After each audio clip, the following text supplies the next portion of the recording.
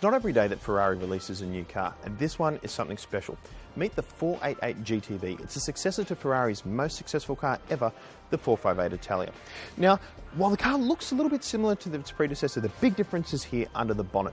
The car has a new twin turbocharged V8 engine that makes 492 kilowatts and 760 newton meters, driven to the rear wheels through a 7-speed paddle shift automatic transmission that really helps you get the most out of the car. Let's have a look at some of the cool features that really separate this from its predecessor. Now, one of the big ones is its aerodynamics. If we just shut the engine case here, the air that flows over the roof comes down over this Ferrari badge and actually blows out here above the number plate. Now, that is a really cool feature in that it allows the car to produce much more downforce than its predecessor while also producing less drag.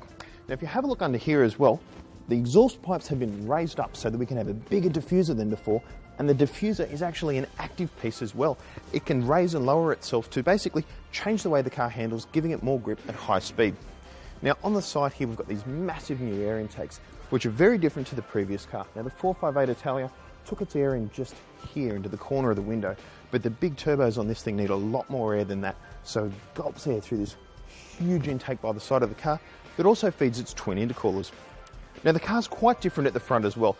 The old deformable rubber blades that were on the 458 Italia have gone in favour of a fixed aerodynamic setup that is, again, very different to its predecessor. Just like a racing car, we've got a gap here that basically allows air to flow through here and over the bonnet, allowing the car to slip through the air more easily than before. As with its predecessor, carbon ceramic brakes are fitted as standard, along with an upgraded stability control system that gives drivers much more involvement and more control of the car while they're driving at high speed on track. We don't launch a car every week, so for us it's a pretty important moment. The launch of the 488 GTB marks the 40th anniversary since the very first rear mid-engine Ferrari, being the 308 GTB. Of course, we're now talking about the 488 GTB, and this is a very important car for us. Incredible car in that it's all new, 85% new. The new model builds on the latest generation of Ferrari cabins introduced by the 458. It follows the jet fighter principle of keeping controls on or within easy reach of the steering wheel, also giving drivers plenty of information through a digital glass cockpit.